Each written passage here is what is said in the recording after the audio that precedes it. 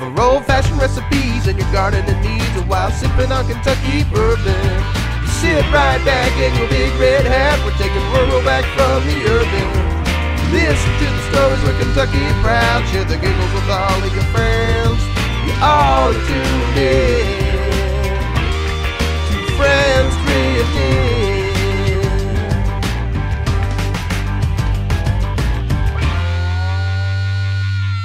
Hey, welcome to the June edition of Friends Drift In, your farm-to-table connection in eastern Kentucky.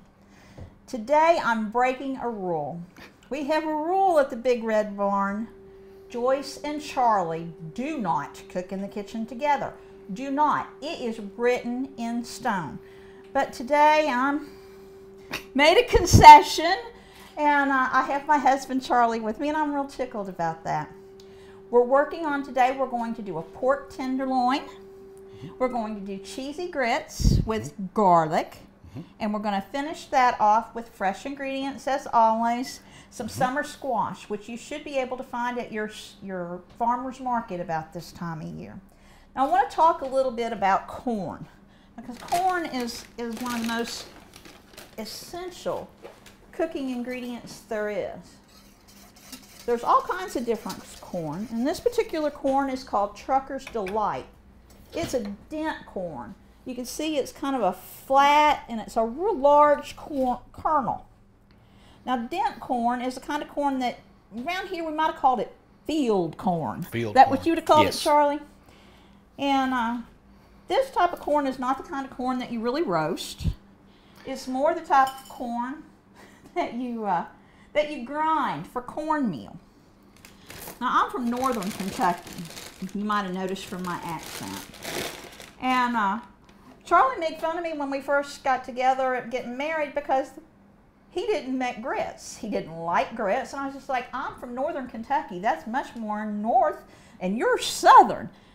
And finally I've convinced him that grits can be good. So I'm really tickled about how we're going to start today. Go ahead. The thing about grits is, what I found is, what I didn't like was, I never had real grits. We'd had the processed instant grits that you get at a lot of the stores. And real grits is something that takes about 20-25 minutes to cook. And of course, it's made with real coarse ground meal. And I think it's where we're going to start. We're going to go ahead and get that part started, because that's going to take the bulk of the show today. And we're using rough ground cornmeal. And we're going to mix it in with some buttermilk and some water. There's 2 cups of water, 2 cups of buttermilk, and you need to keep this stirring until it comes to a boil, so that you can get, so that you don't let your buttermilk clabber up or solidify on you, I guess is what probably the better word for it here. And as soon as this comes to a boil, we'll be adding 1 cup of rough ground cornmeal, or grits is what this is. This was something we bought. It's made in Tennessee. It's actually a artisan type product, and there goes the boiling. Sorry, folks. So that means it's now time to put your grits into the meal. So you do that, and you stir them in while it's boiling. It's real life here, folks. Yeah, and you keep it at a boil until you get those stirred in good. And apologize for the mess you see in the bowl. But then you turn these down to, well, you actually got to turn the heat back on because it put it off. Then you turn it down on very low, and you cover these. And the big thing about grits is, every 3 minutes you need to stir those so that they don't solidify. Now we're also going to put in, probably, it's going to be a pinch of salt, but that's going to be close to a cup, 1 tablespoon or half a tablespoon of salt. We don't do a lot of salt because, you know, salt's not as good for you. It's good for your taste, but it's not good for you health-wise. So we put those in there, and we leave those covered, and we keep an eye on the time. You know, every 3 minutes you need to stir those. Now the next thing we're going to do is a pork tenderloin. Now this is one we got at the local grocery store. Nice fresh cut of meat. And we're going to use a spice rub. Joyce, if you'll reach me that behind you there. This is a spice rub we made up earlier. Start off with a ½ teaspoon of salt, ½ teaspoon of black pepper, 1 teaspoon of a bourbon barrel paprika, which is a local product made in Louisville, Kentucky. And bourbon barrel, it's been smoked. Matt Jamie. He smokes them with bourbon barrels. They come from They take the staves of the bourbon barrel and then they smoke that with his spices. He also does some salts and other rubs, but it gives it a really smoky and earthy flavor. Be similar to a barbecue is what you'll get out of this flavor. You take this and you want to rub this spice in. Just keep putting, you know, and you know. Pat it good now. Pat it good. Get it on all 4 sides. And you'll flip it over, you know, and spice it back up on the other side so that you get it all over it. And you get that, you work that down into your meat so that you get a good contact with it. It's also got a half teaspoon of paprika, or not paprika, but of cayenne pepper in this rub. I forgot about that one. And that is to give it just a little bit of spice. And people we worry. like our cayenne pepper, and you can grow cayenne peppers here in Pike County. I'm gonna step over here and rinse my hands real quick. Look for cayenne pepper plants at your local nursery. They take a little bit longer to grow than like a green pepper. The cayenne peppers take about 100 days to get them to where that they're really at maturity. But you can string them and grind them up and use them you dry them and grind them and use them your own cayenne pepper, which we do on a lot of occasions. We do. Sorry about that. Turned to the wrong camera. He goes. I'm going to stir this. Keep stirring it. You know, and you'll notice that every time you stir it, it'll get a little thicker. And the whole idea is to get it very creamy. Now we're going to also sear this real quick, so I'm going to turn this fan on for a minute. I know there's going to be a little noise, but we don't want to set the fire alarms off. Take you a little bit of oil, just enough to cover your pan. We're using a peanut oil because the peanut oil has a high smoke point, and you're going to get a lot of smoke here in just a few minutes anyway by searing this. Now I preheated my oven to 200 degrees. I know that's very low, but this takes a while. We're looking at about 2.5 hours to get this meat to the desired doneness. But if it's low and slow like that, you'll get a very tender and should be a pretty juicy piece of meat. And this is, you know, in pork you want to cook it all the way through. This is a nice lean cut of pork, so you're not going to have a lot of fat. So if you cook it slowly, it'll take time for that juices to just ease out. They won't. If you cook it really fast, and what happens is when it gets dry is all that heat will evaporate all that water out of the meat, all the juices. And that's one of the things you got to work for. Now we're waiting on this pan to come up to heat. You know. Let me talk a little bit about the water. Yeah, talk about your water. Water. It's a really simple thing. Refreshing, clean. I went to Ceviche restaurant in Louisville. Chef Anthony Lamas, who has been an award-winning James Beard nominee several times, and I expect he's going to eventually get the James Beard Award. His signature dish for a starter is cold water with just a little slice of cucumber. It's simple. It is the most simple thing, and he made a big deal out of it when he brought it to our table. And I thought, what is the big deal? But on hot summer days in June, a little bit of cold water with just that crispness of the cucumber. It's great refreshing after you've been working out in the garden. It'll be it will help cut as we have meat, which will have a little bit of fat content in it. It will help cut that thing. So here's a $15 glass of water for you. Okay. I hear the oil back there starting to sizzle, and we'll take this meat, and what you want to do is you want to take it, and when you hit that pan, you're going to hear it really start sizzling. You want to leave it in there till that one side gets good and brown. I'm going to set this off to the side.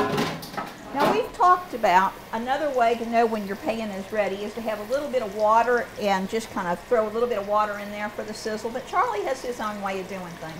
One of the reasons we don't cook together in the kitchen. But you know, the thing about it, you want to get this, if you get it seared on the outside, you want to get it very hot and then just sear it. You don't want to overcook it, you want to cook it just a little bit, and by searing it, that will seal those juices in, so when that low heat gets into it, it will keep it from drying out as much. Now you can tell, you can listen to it, I don't know if you can hear it or not, but we're trying, like I say, not to burn the house down, so you get that little brown color. You can see the color, and part of that is the spices on the color that you're seeing there. And that's what you want to do, is get that color to it and seal that outside to keep those juices in. Now normally we use a lot of cast iron, but this Teflon's a lot easier to clean up when you are searing something like this. You want to stir those grits while you're waiting I on will that? do that. Let's take that. and lift that off, and you stir them. You see they're getting a little thicker now, getting a little bit more of that golden color to them that you're used to. See, that's another thing too. A lot of people think of grits as white. Well, this is a yellow grit. This is actually from a yellow dent corn, as Joyce was talking about. It gives it a little bit more color to it. Let's flip this meat to one more side. Try to get those two sides. You want to get all four sides seared as best you can. And like I say, it doesn't take long. You're not worried about really cooking it as much as you are just getting that sear on the outside of it. Are you going to put that on a pan, baby? Yes, I have a cast iron pan right there that we will use, and we'll put that in this pan. You'll take it and you'll set it in this pan. Then we'll turn this off. Turn off your fan as well. Turn the fan off so we can get back to the noise. We'll take this and we will stick this in a 200-degree oven. And again, it'll be about, I like at least 2 hours, because 2 hours gives you good time for it to just take its time, slowly cook, and get very tender. You'll be a lot like a barbecue. Now with that, we're going to work on making a sauteed vegetable dish. And what you have there is a green zucchini. Green zucchini. They're about as average as they come. And then we also have a early straight neck yellow squash. Yeah. The difference between a green zucchini and a yellow squash, the color. A lot of it is just the color. You know, the zucchini has a little bit different shape to it. It's got a bell shape on the end as they get older, and the seed pod will be more in there. The zucchini, the seed pod will be a lot like it is in a cucumber. It'll be all the way down. Straight. Now what we're going to do is we're just going to take and we're just going to slice this into nice little rounds. And we'll do a couple of these, and some of them won't be as round because Charlie has much better knife skills than I do. You do beautifully. Well, thank you. And so what we'll do is we'll cut the end off. You'll probably just cut one of these each for this meal, because just a small meal. Take both ends off of them, lay them there. Yeah, it's important to remove the ends. One, if the ends carry a special enzyme, and it'll give you a little bit of an off taste. This is really important if you're canning. But always take off the ends so that it removes that off taste.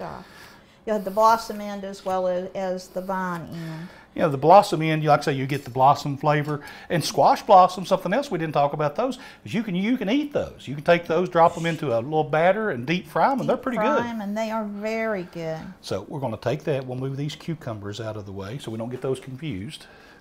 So you got the two types of squash, because the zucchini is a squash. Right. And we've also got a white onion, a Vidalia onion. If you'll reach back there and reach me those over here. We also took that Vidalia onion and we went in and rough chopped it up, as you can see. And what we'll do is we'll do that, and we're also going to do a Granny Smith apple. Let me go to the Vidalia onion for a minute.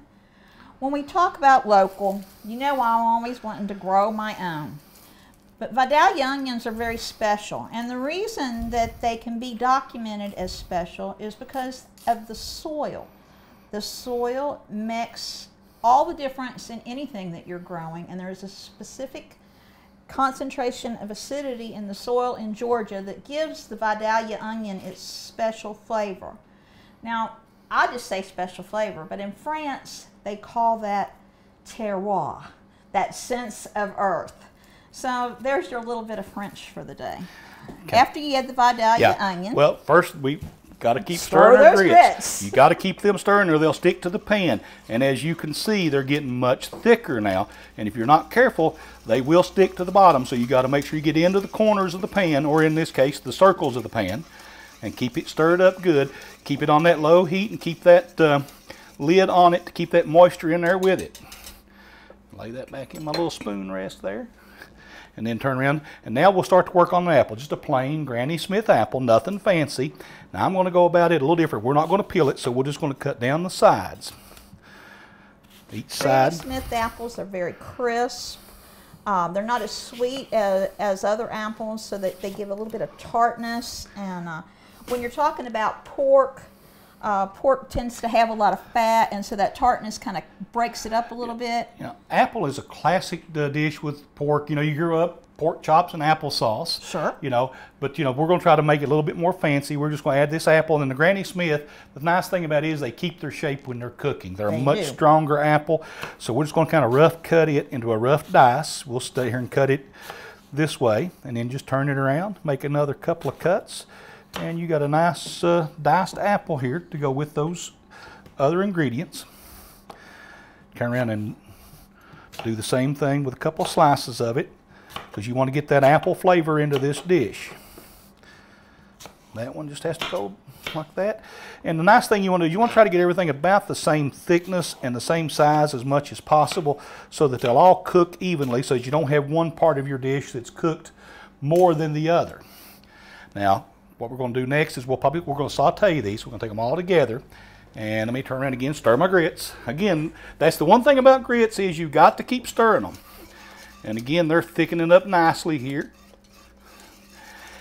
You know, you say about 20 to 25 minutes, but the thing about grits is you cook them by sight until they're creamy, real creamy and smooth, and you see that grit going away from them. Now, first thing we'll do now is we'll try to saute these vegetables. So we'll take, there's another pat of butter there behind you, Joyce. We've got butter for that. So we'll take butter, and we will move this.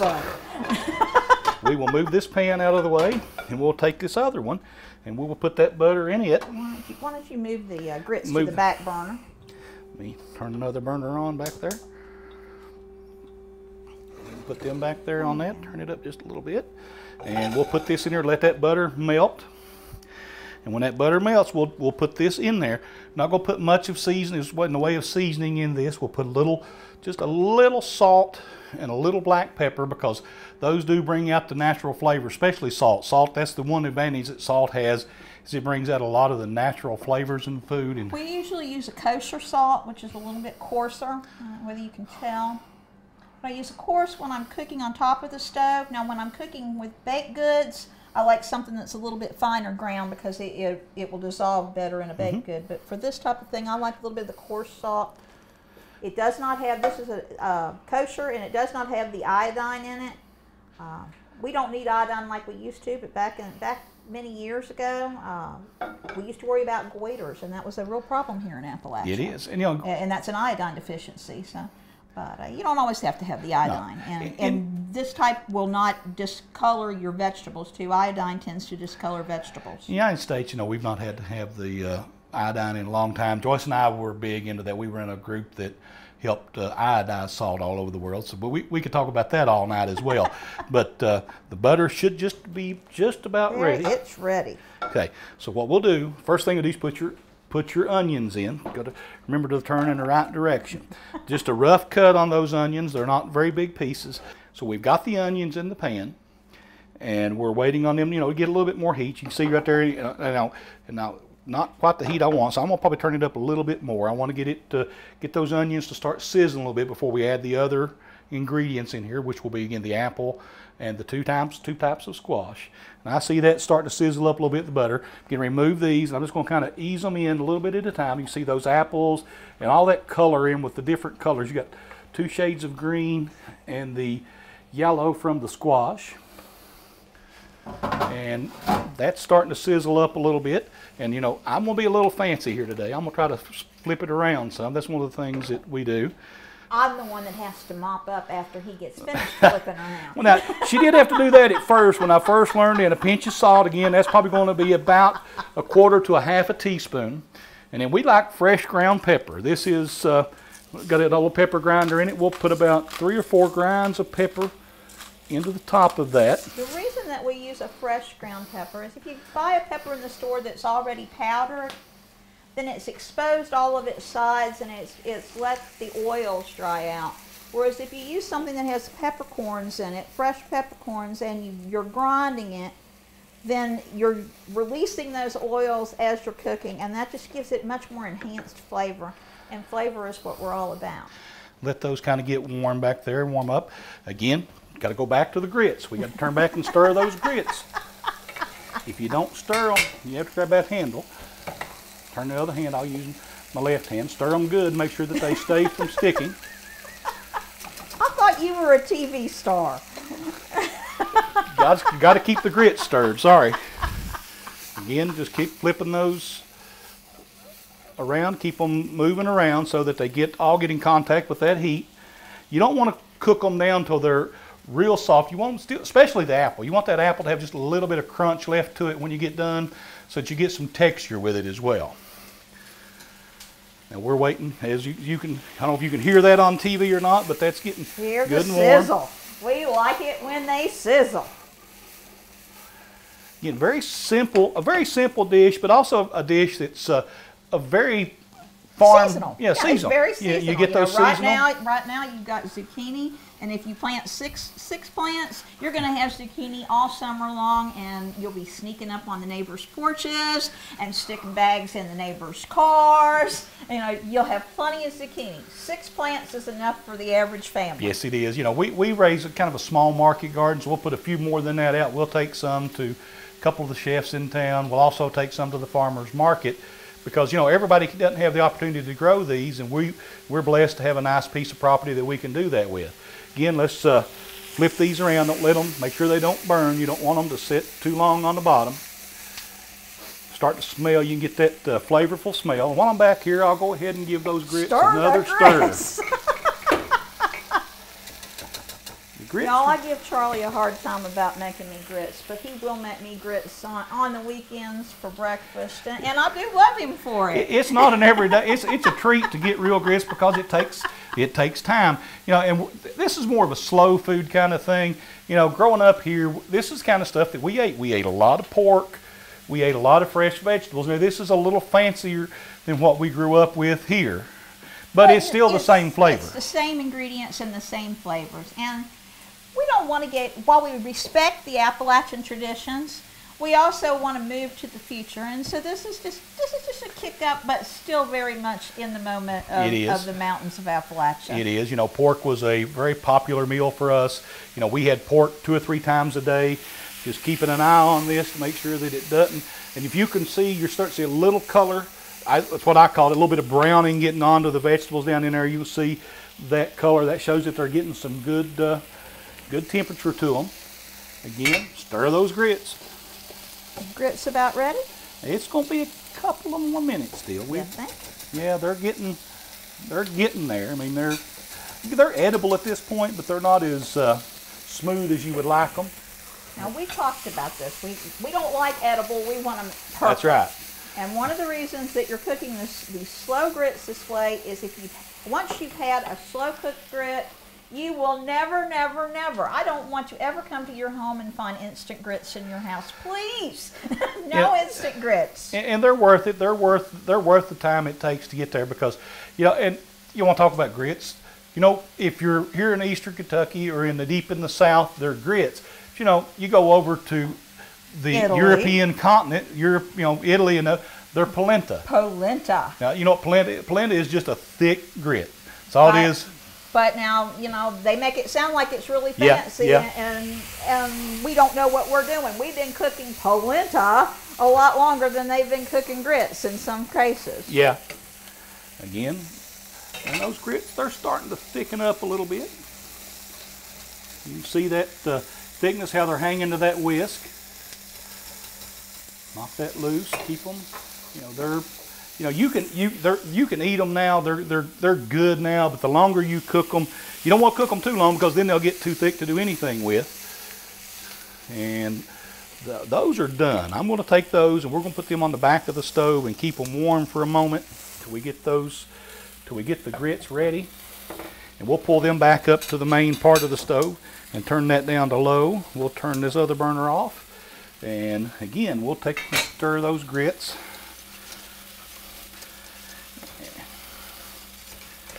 And then I'll take that out. I guess we can probably start going ahead and getting ready to finish these up. Let me get, now we'll turn around. You turn the heat off completely on the grits. Then you'll add 4 tablespoons of butter. Take that butter. And that is an organic butter. Use your fingers. There you go. Put the butter in there. Organic butter, unsalted. We never buy salted butter here because if we salt to taste, and if you're cooking with butter and you've already got the salt in it, then it might be too much. So we always buy an unsalted organic butter. Stir that butter in, let it melt and incorporate. And let's see, then you got your garlic. I'm going to take a little bit of this garlic. Now, Charlie cooks his garlic. He's a great mincer. And again, always using fresh ingredients. So this is a fresh garlic. We mentioned this before, but I'll mention it again. You can grow garlic in permanent beds. Try it. 1 teaspoon of garlic. You'll sit and you'll stir that in and make sure that everything in there is good and incorporated. Let me take my paper towel here. Now we got 1 cup of shredded cheddar cheese. Now, you shredded this?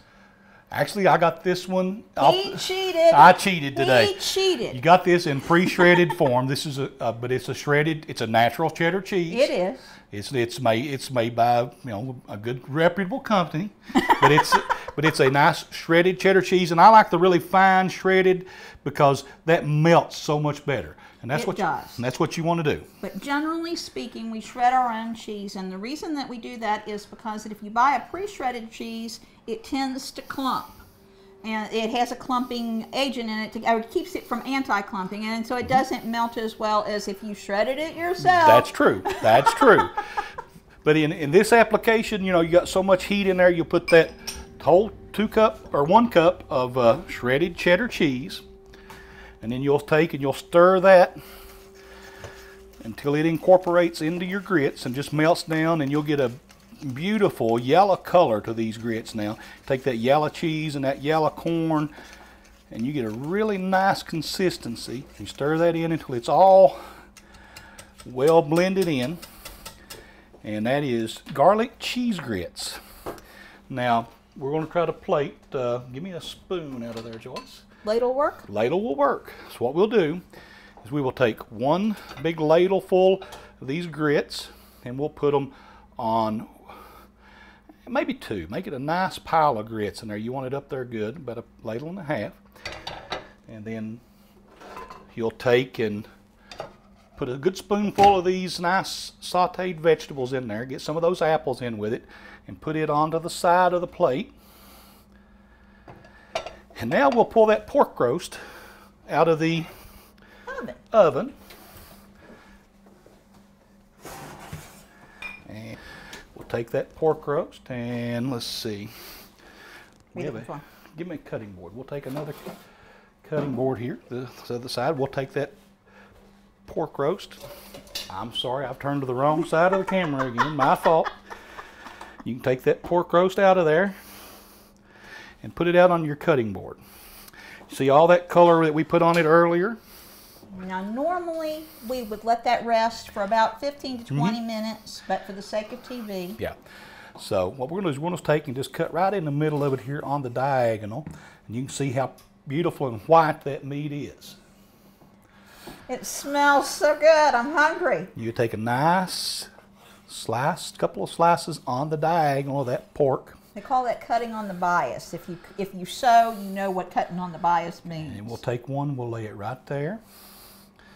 And we'll take another one and we'll just kind of stack them in, maybe 3. What do you think? Oh, since we're sharing, I think that'll work. We'll make it look nice and neat there. So you get those 3 of those, and there you have a roasted pork tenderloin with a mixed vegetable, we'll call it, on the side. Summer vegetables. And a cheesy garlic grits. Honest to goodness grits. So we're gonna wrap it up for this segment, but we're gonna go eat at the table. So mark this in history. Charlie and Joyce in the kitchen together. It doesn't happen very often, except when we sit down to dinner. Yes. Which is very nice to sit down, and that's very much part of the Friends Drift In concept, is to have community and to build family. It's very important to Appalachia. It's very important to the world. So today we're enjoying fresh summer squash that Charlie sauteed with a little bit of Granny Smith apple. We've got grits. My man loves me. He made me homemade grits. And then we have a pork tenderloin. And we don't usually eat off the same plate, but he plated it so pretty, I just thought this was the way to go. Now, I'm going to start with the grits because it's always my favorite. Oh, creamy. You do all right. Yeah. You do all right. But 25 years together, Yep. and take you we might make another 25. cut you off just a little piece of that pork there. And I think you need to take I'm stealing it. that's right. Take you some of those. You need to eat some of those vegetables with it. I think it would give you a nice flavor profile there to get those together. Take that and get you some of that squash and a piece of that apple. Now let's talk about putting pork and apple together. Growing up in Cincinnati, that was very much part of the Germanic influence. Down here, more a little bit of the Scotch influence. Very good. Very good, and I'm tickled to be sitting here with you, and we're actually slowed down for a minute. So we're winding up today with Friends Drift In. For more recipes, check out my website. And remember, at Friends Drift In, what do we do, Charlie? We share the giggles.